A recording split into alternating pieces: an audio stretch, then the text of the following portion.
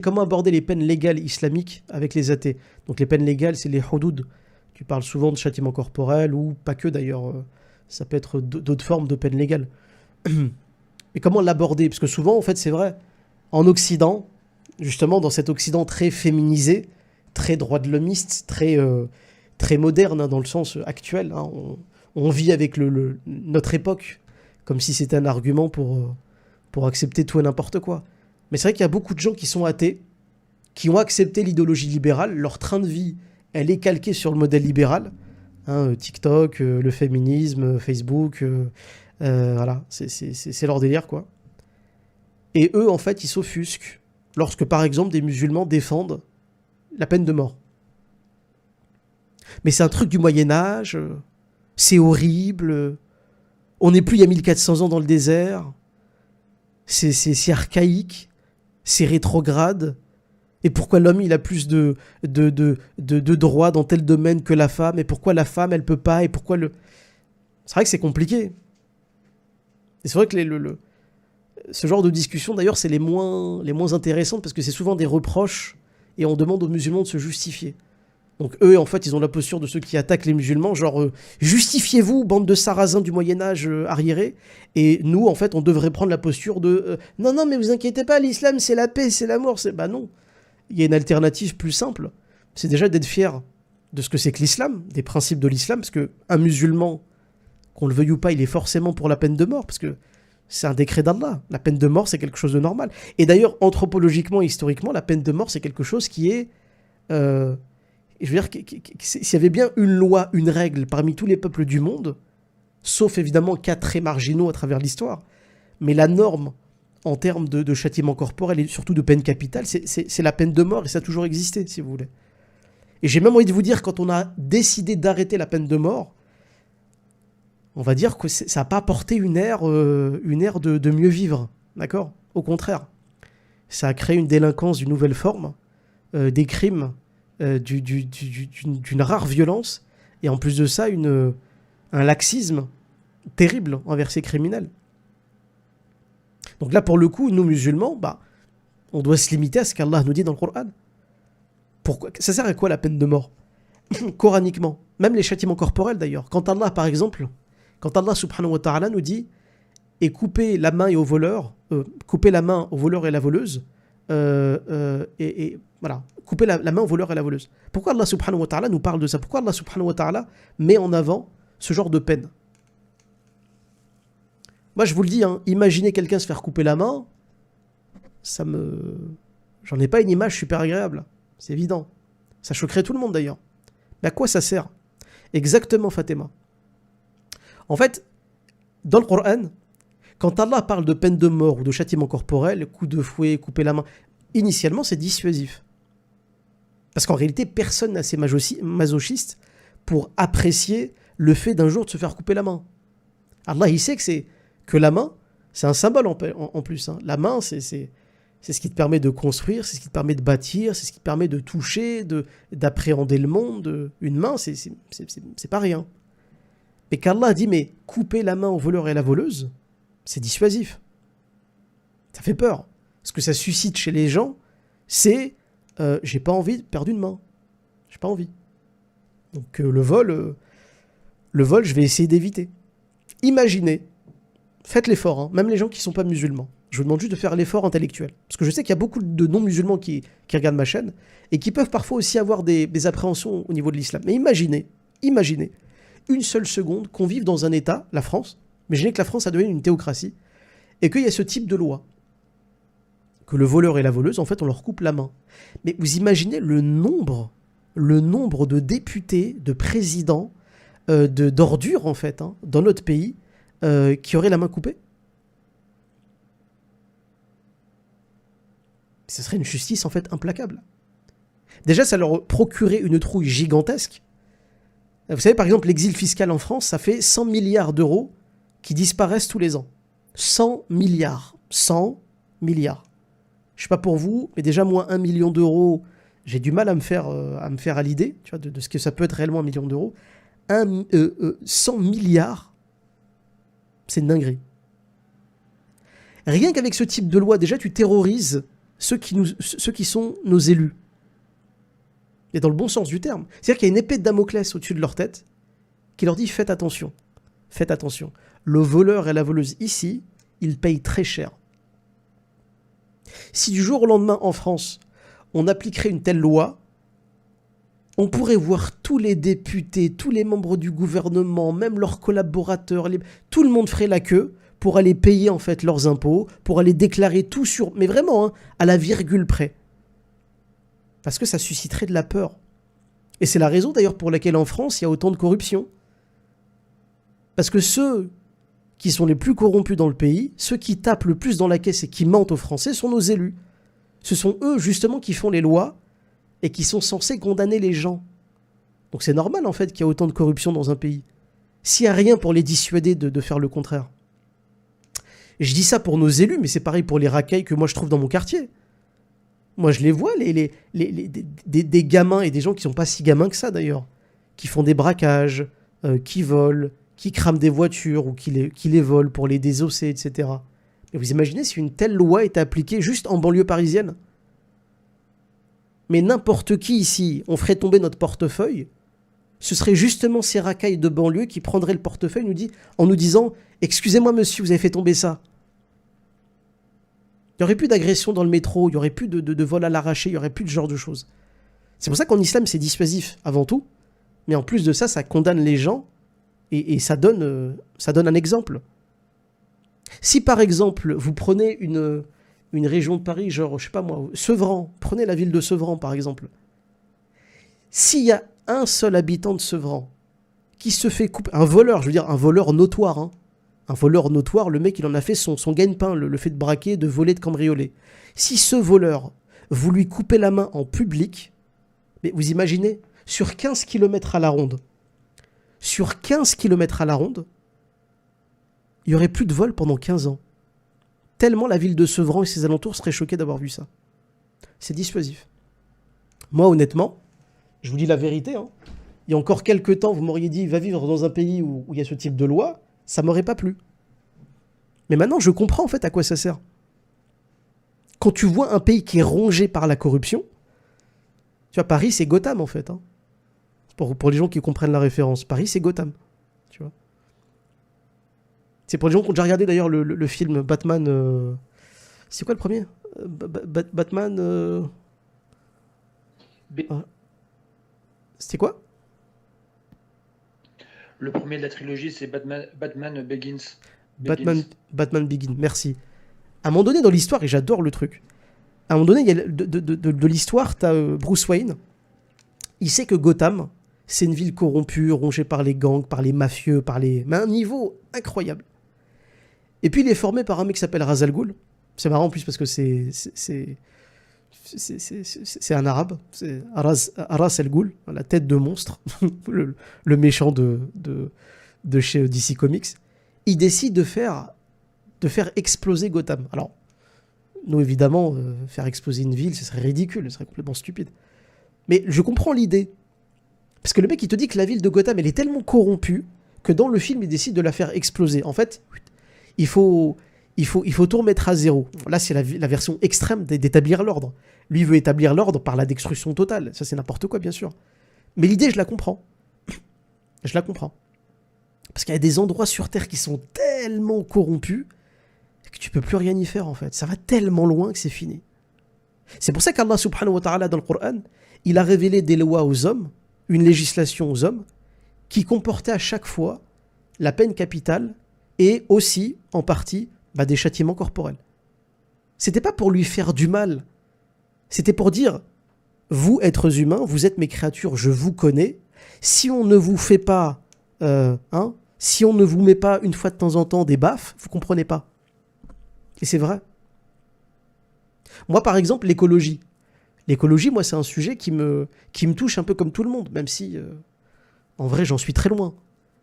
Mais quand je vois aujourd'hui qu'il y a des sociétés pétrolières, il y a des entreprises, par exemple, des entreprises qui vont littéralement déverser leurs déchets dans l'océan. Tous les jours. Hein. Il y a des entreprises, au lieu de recycler ce qu'ils fabriquent, ils vont jeter des tonnes et des tonnes de plastique dans la mer. Et à la fin, d'ailleurs, c'est qui en paye les pots cassés ? C'est les animaux C'est les poissons qui sont, ou les tortues de mer qui sont comment, bloquées dans des sacs plastiques et tout. C'est dégueulasse, quoi. C'est horrible. Mais toutes ces grandes entreprises sur la planète, elles polluent et elles tuent la planète tranquillement. Mais tranquillement. Parce qu'en fait, il n'y a pas d'épée de Damoclès au-dessus de leur tête. Il n'y en a pas. Il n'y en a pas. Tant qu'ils font de l'argent. En plus, avec l'argent, tu peux corrompre n'importe quel juge, n'importe quel pays, n'importe quel État. Tu peux tout te permettre. C'est vraiment l'époque dans laquelle on vit, en fait. C'est la corruption aujourd'hui qui fait la loi. C'est je te paye, tu te tais. Rappelez-vous de l'exemple de Dominique Strauss-Kahn. Dominique Strauss-Kahn, vous vous rappelez, avec Nafissatou Diallo. Le mec, il l'a violée, au calme, tranquillement. C'est pas grave. C'est une femme de ménage noire qui va s'en plaindre. Depuis quand les Noirs, ils peuvent dire quelque... Depuis quand les Noirs, c'est une puissance mondiale ou... Il l'a violée tranquille, au calme. Et puis pour la faire taire, il lui a donné 5 millions de dollars. Voilà. C'est fini. Au revoir. Puis le mec demain peut recommencer. Il pourra jouer en plus en violant des pauvres. Parce que si Nafissatou Diallo a accepté les 5 millions de dollars, c'est pas par gaieté de cœur, elle l'avait expliqué elle aussi. Elle a dit j'ai été violée, écoute, c'est un fait, je l'ai dénoncé. La réputation de Dominique Strauss-Kahn, elle est entachée à vie, c'est fini, ça a été prouvé, machin. Mais j'ai accepté son argent parce que moi je suis quelqu'un de pauvre, j'étais femme de ménage et aujourd'hui, je peux vivre décemment, j'ai créé mon entreprise et je peux faire autre chose. On peut critiquer le fait qu'elle a accepté ou pas l'argent, c'est pas la question. Mais le fait qu'il y ait des mecs comme Dominique Strauss-Kahn qui peuvent se permettre de violer n'importe qui parce qu'ils ont l'argent et le bras long, bah c'est ça en fait la société dans laquelle on vit. Et Allah subhanahu wa ta'ala, il le sait ça. Parce qu'il nous a créé, Dieu il nous a créé. Donc quand Allah il a révélé des législations pour les êtres humains, il a mis aussi des lois qui étaient parfois d'une extrême dureté. Avant tout pour dissuader les gens d'aller trop loin, mais en plus de ça, quand ça arrive, ça calme tout le monde. Et je vous le dis, voir une personne qui a la main coupée, même moi à titre personnel, ça me ferait beaucoup réfléchir. J'aurais peur à l'idée de voler quelqu'un. Mais vous inquiétez pas, hein, pour ceux qui m'écoutent, vous vivez en France. Voilà. Donc demain, si vous faites voler, braquer, même si vous dénoncez votre agresseur, il fera un peu de garde à vue, il y aura un jugement, et puis il prendra, 2 mois de prison avec sursis. Et puis, c'est parti. C'est cool, hein, c'est bien. Moi, honnêtement, je préfère le système qu'Allah nous a donné, honnêtement. Et ça, pour le comprendre, il faut vraiment analyser le monde dans lequel vous vivez, de définir ce que c'est que la vraie justice. Et la vraie justice, aujourd'hui, on ne la vit pas. Nous, on vit une période d'injustice. Et je parle d'ailleurs des Gilets jaunes, d'ailleurs. Les Gilets jaunes, c'est un bon exemple. Les Gilets jaunes, ça a été une révolte du peuple qu'on avait ras-le-bol de toute l'injustice d'un gouvernement qui est corrompu au possible. Et qu'est-ce qu'ils se sont mangés, les Gilets jaunes ? Il y a eu 11 morts, donc déjà, ils ont été tués. Il y a des gens qui ont littéralement été tués à cause de ça. Mais en plus de ça, il y a eu des yeux crevés, des mains arrachées, Et le pire, c'est que c'était pas eux les coupables. C'est ça le truc. Vous vivez dans un pays où on arrache des mains, c'est vrai. Mais c'est pas le coupable qui prend la peine, c'est la victime. Donc c'est chaud. C'est chaud. Donc alhamdoulilah, en fait, Yanis, honnêtement, si tu parles à ces athées des peines légales, des hudud ou de peines capitales en islam, qui évidemment aujourd'hui c'est théorique, hein, personne ne parle d'appliquer ça en France et on est loin d'y être. Mais d'un point de vue simplement, si tu leur parles simplement d'histoire, de sociologie et de l'actualité, c'est-à-dire l'actualité de la corruption du gouvernement qui nous gouverne, un athée ne peut pas te dire grand-chose en fait. À part de te dire « Ouais, mais ça respecte pas les droits de l'homme. Oui, mais on peut les mettre en prison et puis ils vont réfléchir à ce qu'ils ont fait. » Vous savez, il y a souvent des gens qui vous disent, quand une personne va en prison, il a payé sa dette à la société. Ça, c'est une obsession, la dette en Occident. C'est tout le monde est content d'avoir des dettes. On a des dettes, voilà, on doit rembourser nos dettes. La France a des dettes, on doit rembourser nos dettes. Puis ils ont fait la même chose avec les prisonniers. Genre, quand on tue quelqu'un, on a une dette. Et puis quand t'as fait tant d'années de prison, t'as payé ta dette. Va dire ça à la famille à qui t'as privé de la présence de leur fille ou de leur fils. Va essayer de leur expliquer à eux que t'as payé leur dette. Ou que t'as payé ta dette.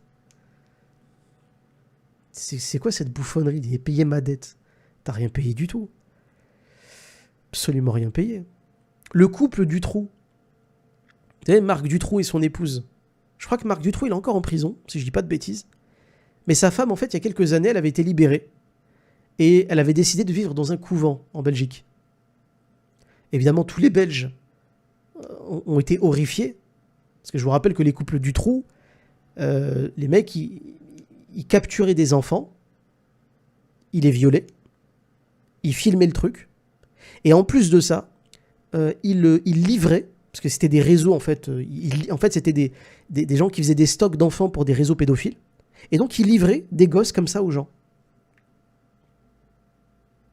Et donc son épouse, qui était complice de tout ça, hein, qui a participé, pas sous la contrainte, elle a participé volontairement à tout ça. Et bien en fait, elle a été libérée, et puis maintenant, elle peut vivre des jours tranquilles dans un couvent. C'est bien. C'est bien. Moi, je pense aux familles à ce moment-là. Hein. Ça me dégoûte. Ça me répugne. Ah, c'est un couvent en France. Ah, je pensais que c'était en Belgique. Punaise. En France. Oh. Ah ouais. Ah, si c'est en France, c'est symboliquement, c'est encore plus grave. Je pensais que c'était en Belgique. Je pensais que c'était encore un peu loin de nous. Mais en fait, c'est carrément dans le territoire. Ah ben. Vous voyez, on vit vraiment dans un système aujourd'hui, il faut être honnête. On vit dans un système qui récompense les ordures, les criminels. Sarkozy, aujourd'hui, il est toujours libre, par exemple. Le mec, il a littéralement plongé un pays dans la ruine, dans un massacre de masse. Mais il est invité partout, il fait des conférences, t'as eu Cahuzac, vous vous rappelez de Cahuzac, qui est allé à l'Assemblée nationale, qui était ministre à l'époque du budget et de l'économie, je crois, et qui avait dit à l'époque on le suspectait d'avoir des comptes en Suisse, et il avait dit ah non, je n'ai pas de compte en Suisse, je n'ai pas de compte en Suisse. Il s'est parjuré à l'Assemblée nationale. Il a menti sur l'honneur qu'il avait des comptes en Suisse. Bon, peu de temps après, on a vu que c'était faux. Il avait véritablement des comptes en Suisse. Et qu'est-ce qu'il a fait, Cahuzac ? Il a été viré, en fait, du champ politique. Mais dans les faits, qu'est-ce qui lui est arrivé à Cahuzac ? Rien. Pourquoi il lui est rien arrivé ? Il lui est rien arrivé. Mais parce que c'était un ministre. Parce qu'il a le bras long. Parce qu'il connaît des réseaux qui le protègent. Si c'était vous, mesdames et messieurs, qui m'écoutez là, passivement sur YouTube, vous, c'est la prison directe. Direct. On vous prend tous vos biens, on vous humilie en public, on balance vos noms, on vous traîne dans la boue. Mais là, ça va. C'est Cahuzac, ça va. Ça va. Regardez Balkany. Balkany qui forçait des collaboratrices à lui faire des fellations, c'est le mec qui... blanchiment d'argent. Enfin, ils ont tout fait, les époux Balkany, ils ont tout fait, ces criminels. Tout. Balkany, on était content. On s'est dit, tiens, le mec, il va payer, enfin. Après toutes ces affaires et toutes ces... Je sais pas combien de temps il a fait en prison. Quelques semaines, je crois. Prétextant, oulala, je vais mourir, sortez-moi de prison. Mon état de santé s'est détérioré très vite. Sortez-moi d'ici. Il était coupable, le mec. Coupable. Il n'y avait pas une once de coupable. Ils l'ont sorti de prison. Et le gars, juste après, pour bien troller les gens et leur dire... Hein, allez vous faire voir, il n'y a pas de justice dans ce pays. Il est en train de danser à la fête de la musique. Donc en réalité, plus on s'intéresse et plus on observe la corruption du pays dans lequel on vit, parce que c'est un laboratoire en fait la France, et plus on comprend, lorsqu'on lit le Coran, pourquoi Allah, pourquoi Dieu, il a édicté des lois avec des châtiments corporels qui sont premièrement dissuasifs, mais en même temps qui permettent de stabiliser un territoire et de rendre une vraie justice. On le comprend mieux. Après, il y a des gens qui veulent s'enfermer, tu sais, Yanis, c'est ce que je te disais tout à l'heure, hein, dans le ouais, mais on n'est pas au Moyen-Âge, on n'est pas... Va dormir. Eux, ces gens-là, c'est fini. Et je dirais même d'ailleurs, tu sais, les principales personnes à combattre l'idée de peine de mort, par exemple, ou de châtiment corporel pour des criminels, je te le dis, Yanis, hein, les premiers à combattre la peine capitale, la peine de mort et les châtiments corporels, ce sont justement ces criminels qui ont peur qu'un jour ça leur arrive. Eh oui, ils sont pas bêtes. Parce qu'ils savent que ce sont des menteurs, des violeurs, des tueurs. Ils font partie de réseaux très bizarres, très chelous. Ils ont surtout pas envie que ça revienne au goût du jour, la peine de mort. Ça va pas. Et ils vont te sortir en plus un discours pseudo-humaniste. Oui, mais vous savez, On a atteint un degré de civilisation tellement énorme que la peine de mort, il n'y a plus que les barbares qui la pratiquent. Et... Bah ouais, ils sont pas cons. On verra jamais un pédophile multirécidiviste être pro-peine de mort. On verra pas un serial killer être pro-peine de mort. Ça n'existe pas. Il est pas con, le mec. Donc c'est aussi pour ça qu'il y a autant de crimes et surtout d'injustices parmi la population. Donc l'expliquer en réalité, c'est assez aisé, Yanis. Après que des gens l'acceptent de bonne foi et se disent qu'effectivement aujourd'hui ça va tellement loin les crimes qu'il y a dans ce pays qu'il y a un tel laxisme que c'est normal en fait que tout dégringole, bah, vous plaignez pas. Ne vous plaignez pas.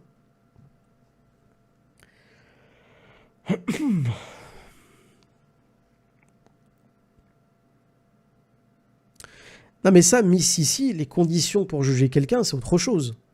Ça c'est comme dans tout procès, il y a des enquêtes, il y a un jugement. En islam, il faut des témoins, et en plus des témoins de moralité, avec une morale vraiment...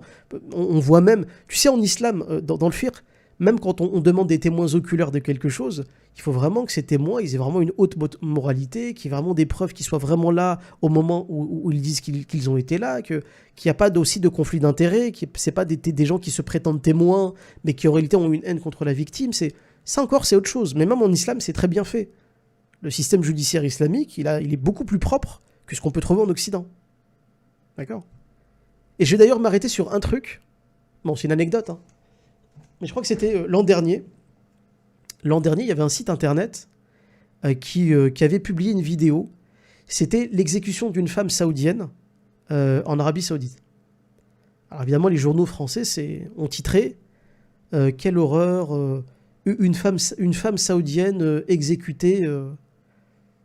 Et puis quand tu lis, en fait, c'est-à-dire que quand tu ne t'arrêtes pas au sentimentalisme stupide des gros titres d'un journal, et que tu vas voir ce qu'a fait cette femme, et ben en fait, cette femme-là, elle avait essayé de faire assassiner son époux.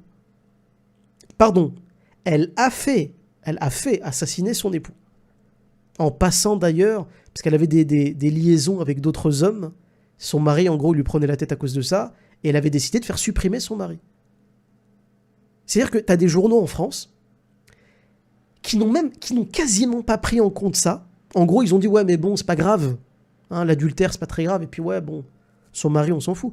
C'est, une femme saoudienne se fait exécuter. Mais c'est quoi les raisons, en fait ? C'est des ouf ou quoi ? Et c'est ça le sentimentalisme, en fait, en Occident. C'est pas grave. Le plus grave, en fait, c'est qu'une femme se fasse exécuter. C'est le sentimentalisme. C'est pas le pourquoi, en fait, elle est exécutée. Une femme qui essaie d'exécuter quelqu'un, de le faire assassiner, faut s'en occuper un petit peu, non ? C'est ça le principal problème. Et quand bien même d'ailleurs cette femme avait des problèmes avec son mari, en islam, elle pouvait demander le divorce.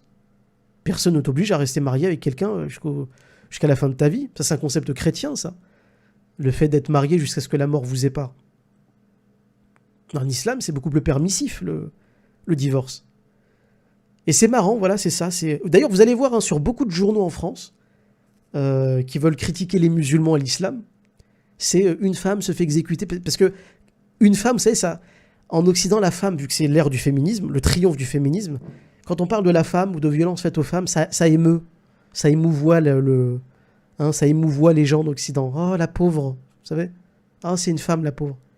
Une femme exécutée, mon Dieu, mais c'est horrible. En plus, ils sont musulmans, quoi. C'est des mecs moyenâgeux qui vont s'en prendre à une femme. Oh là là, mais ils aiment vraiment pas les femmes, ces gens-là.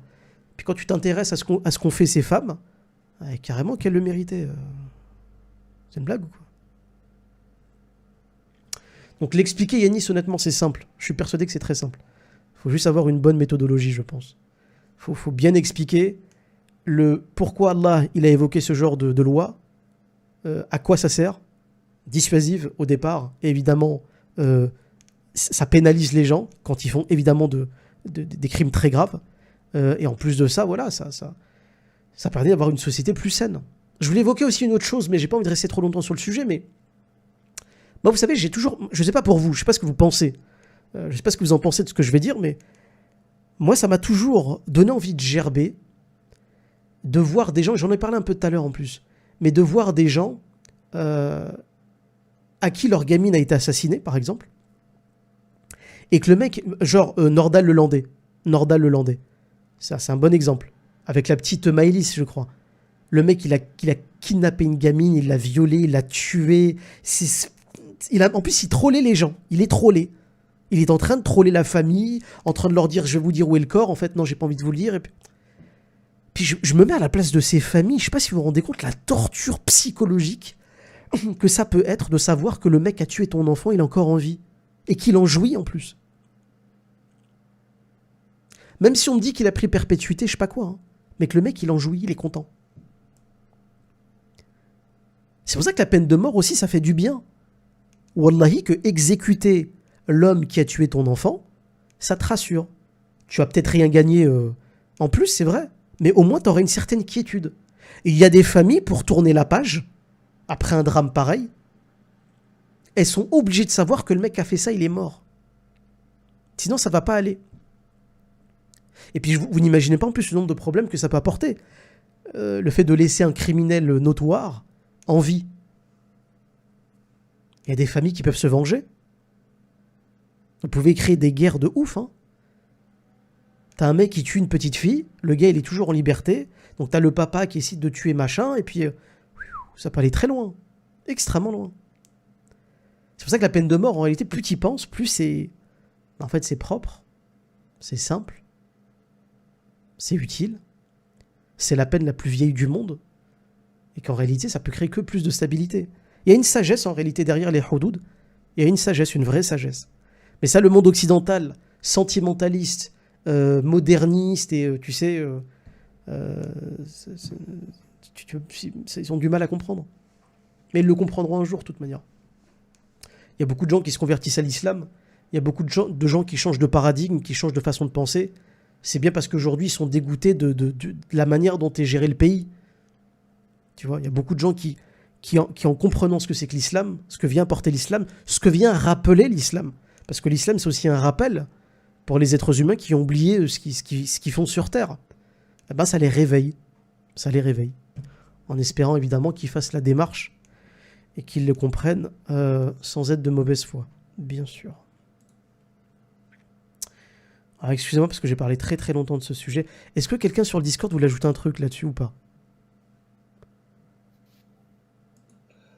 Oui, tout ce que je voulais rajouter, c'est pour répondre à tous ces gens qui s'émeuvent des peines de mort, des châtiments corporels, etc.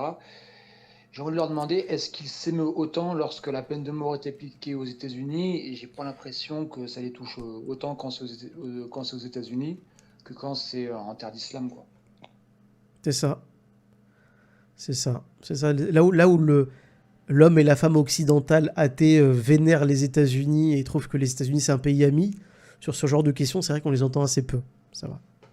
Quand les musulmans prônent la peine de mort, c'est un truc d'arriéré. Quand les Américains le pratiquent, voilà, c'est l'Amérique. C'est pas grave, ils ont Hollywood, ils ont Netflix, c'est pas grave. C'est bon, c'est l'Amérique, quoi, c'est pas très très grave.